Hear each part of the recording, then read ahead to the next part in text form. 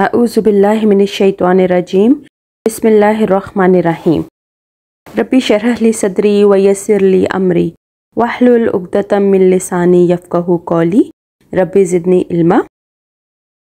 आज हम कुरान पाक के 27वें पारे का खुलासा पढ़ेंगे। देखते हैं कि अल्लाह ताला ने इसमें हमसे क्या बयान फरमाया है।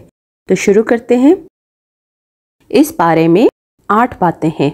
मोमिनीन मुत्तकीन की सिफ़त।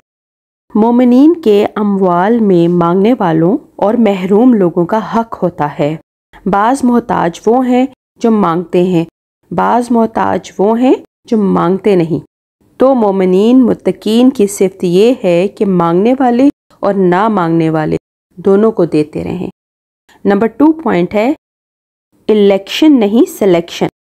मुशरिकीन ये एतराज़ करते थे अल्लाह ताला ने नबी बनाना था तो हम में से किसी दौलत वाले बड़े आदमी को बनाते। अल्लाह ताला फरमाते हैं कि क्या अल्लाह ताला की रहमत के ख़जाने इनके पास हैं कि जिसको चाहे नबी बनाए और जिसको चाहे नबी ना बनाए। नबूवत इलेक्शन से नहीं बल्कि सिलेक्शन से मिलती है। दूसरे अल्फाज में यूँ कह सकते हैं कि नबूवत कस्बी नहीं बल्कि वह भी है। इसके बाद नंबर 3 पॉइंट जो इस बारे में आता है वो है कुरान और हदीस की हुज्जत। नबी अकरम सल्लल्लाहु अलैहि वसल्लम अपनी ख्वाहिश से कुछ भी नहीं बोलते बल्कि ये खालिस वही है जो इनके पास आई है। मतलब ये है कि पैगंबर सल्लल्लाहु अलैहि वसल्लम जब भी कोई बात फरमाते हैं तो वही से फरमाते हैं। इसके बाद नंबर 4 पॉइंट आता है चाँद का 2 टुकड़े होना। रसूल अकरम सल्लल्लाहु अलैहि वसल्लम मिना में थे और रात का वक्त था। मुशरिकीन मक्का ने रसूल अकरम सल्लल्लाहु अलैहि वसल्लम से आपकी नबूवत पर मौजज़ा तलब किया तो आप सल्लल्लाहु अलैहि वसल्लम ने फरमाया अगर मौजज़ा और निशानी दिखा दूं तो तुम कलमा पढ़ लोगे? कहा पढ़ लेंगे। आप सल्लल्लाहु अलैहि वसल्लम ने इशारा फरमाया और अल्लाह के हुक्म से चाँद 2 टुकड़े हुआ। एक टुकड़ा मशरिक और एक मगरिब की जानिब चला गया। मुशरिकीन ने इसे जादू कहकर ना माना और बददस्तूर अपनी ज़िद और कुफर पर कायम रहे। इसके बाद इस बारे में जो नंबर 5 पॉइंट आता है वो है कुरान करीम आसान है। आसान होने का मतलब ये है कि कुरान करीम की एक हैसियत वाइज और नासिया होने की है। इसके बाद नंबर 6 पॉइंट जो इस बारे में आया है जिन और इंस को खिताब।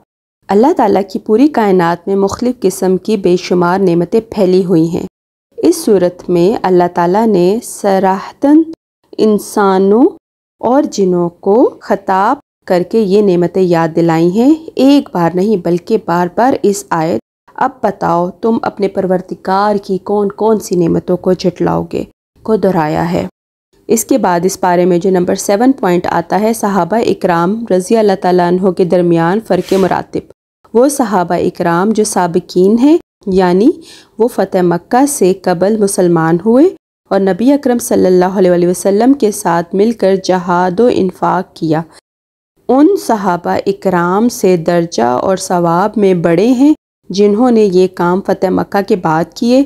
अलबत्ता जन्नती होने में और सहाबी होने में सब बराबर हैं। इसके बाद इस बारे में 8 और लास्ट पॉइंट आता है रहबानियत की इब्तिदा। हज़रत ईसा अलैहिस्सलाम के आसमानों पर उठाए जाने के बाद ईसाइयों के एक तबका ने रहबानियत इख्तियार कर ली लेकिन इसकी रियायत ना कर सके। याद रहे कि इस्लाम में रहबानियत की कोई गुंजाइश नहीं है। यहाँ तक हमारे 27वें पारे का खुलासा था। उम्मीद करती हूँ आपको ये वीडियो बहुत पसंद आई हो और इस खुलासे से आपको बहुत सी चीज़ें सीखने को मिली हों। नेक्स्ट वीडियो में नेक्स्ट खुलासे के साथ आपके पास हाजिर होंगी। तब तक के लिए अपना बहुत ख्याल रखिएगा। दुआओं में याद रखें। अल्लाह हाफ़िज़।